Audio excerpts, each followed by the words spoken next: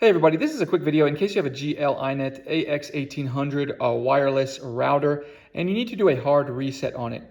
Now you might need to do this hard reset for a variety of reasons. If you're unable to get it to connect to the internet or to connect to your devices, or it's otherwise not responding or not operating properly, you can do a hard reset on it. Just keep in mind, this will erase everything and restore it to its default settings. And you'll have to set it up again. But if you want to do that, it's real easy. All you need is a paper clip or a pin or something like that. And you're going to come around back and find the reset button.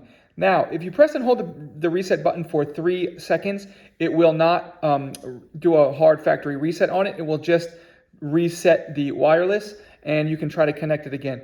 But if you press and hold it for a full 10 seconds, you'll see the lights go off and go through a cycle, and it will turn off and restart like a brand new router, and then you'll have to set it up again like when it came out of the box.